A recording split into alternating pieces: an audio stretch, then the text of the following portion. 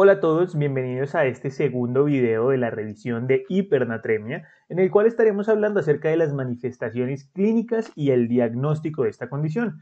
Entonces, en primera instancia, hablemos de las manifestaciones clínicas. ¿Qué debemos decir acerca de ellas? El cuadro clínico realmente es bastante inespecífico. Los pacientes con hipernatremia pueden llegarnos con síntomas neurológicos como pueden ser la confusión, las alucinaciones, y en casos severos pueden presentar convulsiones, coma e inclusive la muerte. Asimismo, pueden haber síntomas correlacionados con el funcionamiento muscular, ya que recordemos que también depende en cierta parte del sodio. Entonces es común que estos pacientes puedan manifestarse con calambres musculares, con temblores, con dolores de cabeza. Las manifestaciones clínicas son especialmente evidentes cuando el sodio está por encima de 158 miliequivalentes por litro. Y con esta información, entonces, lo que debemos pensar es que nos llegue un paciente con estos síntomas neurológicos y con estos síntomas musculares inespecíficos, vale la pena sospechar un trastorno electrolítico. Es muy frecuente que en este tipo de pacientes, cuando no es claro a través de la historia clínica, se soliciten unos gases arteriales para verificar cómo se encuentra el estado ácido-base del paciente, así como sus electrolitos, ya que estos pueden ser los responsables de estas manifestaciones. Continuamos ahora sí con el diagnóstico de esta condición y aunque parezca evidente, el diagnóstico no es sencillamente que digamos más de 145 milimoles por litro. Es cierto, esto es la hipernatremia, pero ¿y los apellidos? Y cuando hablamos de apellidos nos referimos a las posibles clasificaciones. Entonces la hipernatremia la podemos clasificar según su gravedad, según su duración y según su etiología. Entonces, según la gravedad, nosotros podemos decir que una hipernatremia es leve cuando se presenta en un rango de 146 a 149 milimoles por litro. Una hipernatremia moderada es cuando se presenta de 150 a 169 milimoles por litro y una hipernatremia grave es cuando se presenta en valores superiores a 170 milimoles por litro. Continuamos ahora con la clasificación de duración, en donde se puede clasificar en aguda cuando es menor a 48 horas y en crónica cuando ocurre mayor a 48 horas. Esta clasificación es de relevancia debido a que algunas de las consideraciones para el tratamiento de la hipernatremia van a depender de si es aguda o si es crónica. Resaltemos de una vez, si no se data del tiempo de inicio, debemos considerar que esta hipernatremia es crónica. ¿Y por qué es importante esta delimitación? Porque el cerebro, cuando se enfrenta a trastornos electrolíticos, es capaz de adaptarse a ellos, pero para adaptarse necesita aproximadamente 48 horas. Antes de eso, las elevaciones o disminuciones agudas pueden generar cambios que afecten considerablemente las células nerviosas. Entonces hay que tener muy en cuenta eso para el tratamiento y ya veremos por qué.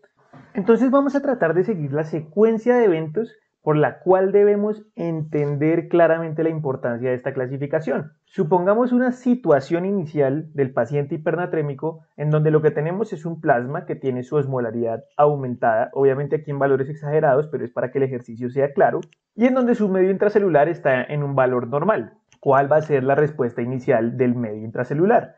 Liberar agua hacia el plasma, porque el plasma está muy concentrado. Entonces, por ósmosis, el agua se va a salir de las células en un afán por equilibrar las concentraciones entre los dos lugares. ¿Eso a qué nos lleva? A que se equilibren las concentraciones entre ambos, pero el problema es que el medio intracelular perdió agua. Más puntualmente, las células nerviosas cuando pierden agua comienzan a funcionar incorrectamente. Por lo tanto, ellas saben que tienen que adaptarse a la nueva situación y recuperar el agua para poder sobrevivir. Y este proceso de adaptación demora más o menos 48 horas. ¿Y en qué consiste? En acumular electrolitos. Entonces, como yo no puedo tener control del agua porque ésta se mueve para cualquier lado sin que yo lo pueda controlar, yo sí puedo controlar los canales. Entonces no voy a dejar que los electrolitos sigan saliendo. Y si yo dejo los electrolitos adentro, ellos como partículas osmóticamente activas me van a devolver el agua al interior.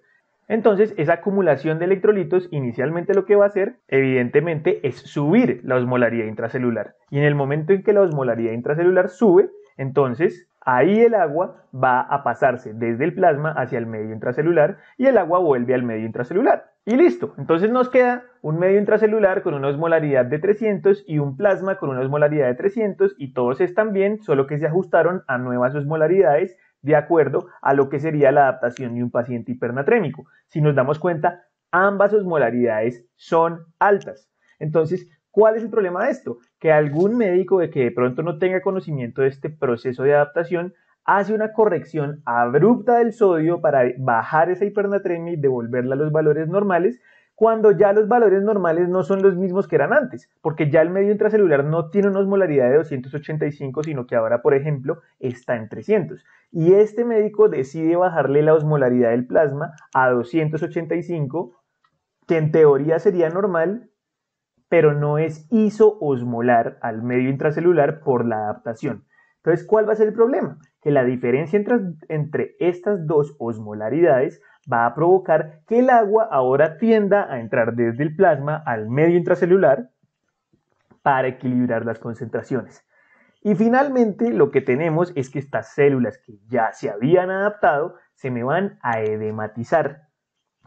Se van a llenar de agua, se van a hinchar y lo que nos va a producir es un edema cerebral por haber hecho una corrección abrupta y muy rápida del sodio en el paciente que ya había hecho la adaptación por tener una hipernatremia crónica. Entonces, por eso hay que diferenciar entre crónico y agudo, porque si es agudo, yo puedo hacerle la corrección abrupta del sodio y no va a pasar nada, porque todavía no ha ocurrido la adaptación. Pero si yo lo hago en el paciente con hipernatremia crónica, donde la adaptación ya ocurrió, el problema es que eso me puede generar un edema cerebral que me puede matar a mi paciente.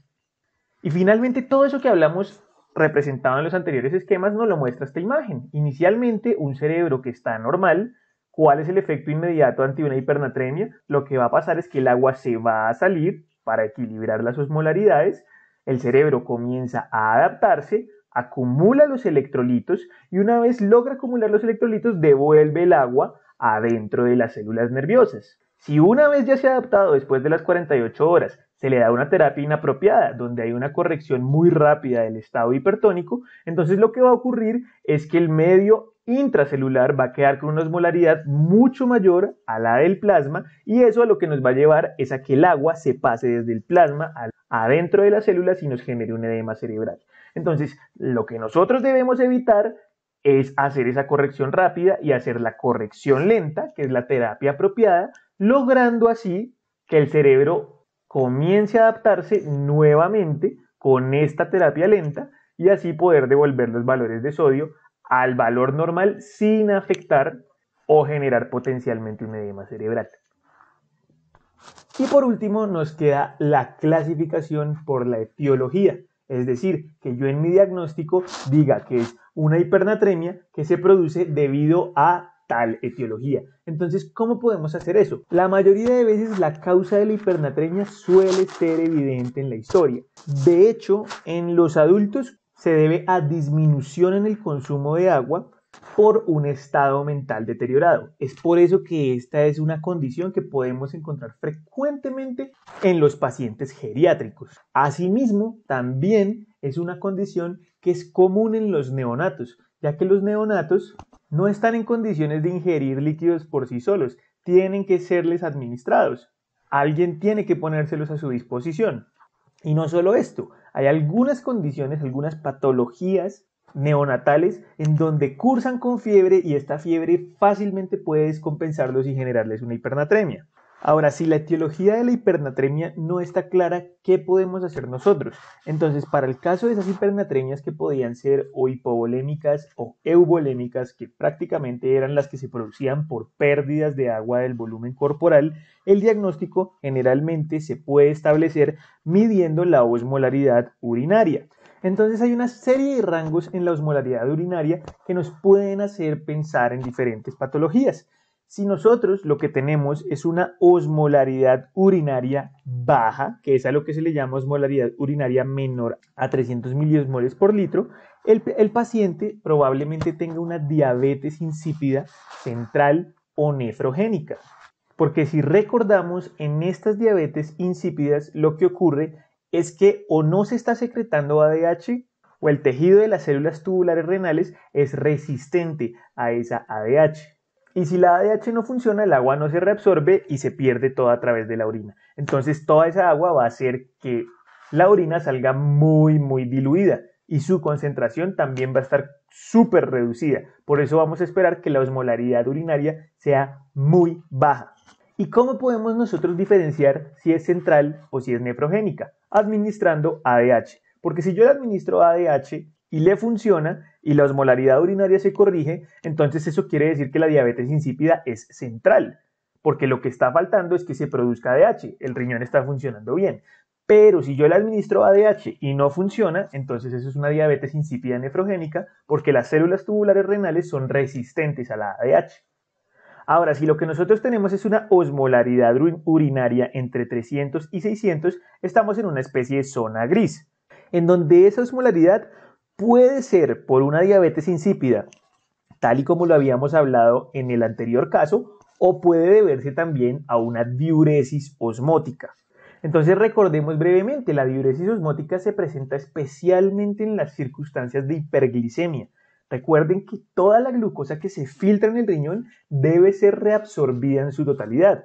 Pero cuando estamos en una condición patológica como la hiperglicemia, donde se filtra un exceso de glucosa, los transportadores se pueden saturar. Entonces, todo el resto de glucosa que no se reabsorba va a llevar consigo agua, porque la glucosa es una partícula osmóticamente activa. Entonces va a llevarse muchísima agua esa glucosa y me puede generar una diuresis aumentada que se produjo precisamente por esa ósmosis de la glucosa trayéndose el agua. Eso se le conoce como diuresis osmótica y puede presentarse en estos rangos de osmolaridad urinaria. Por fortuna, la historia clínica nos va a poder ayudar mucho para orientarnos en caso de que el responsable sea la diuresis osmótica. Y para nosotros diferenciar, pues nuevamente, si la diabetes insípida central o nefrogénica, hacemos exactamente lo mismo que habíamos hablado previamente. Administramos ADH para hacer la diferenciación.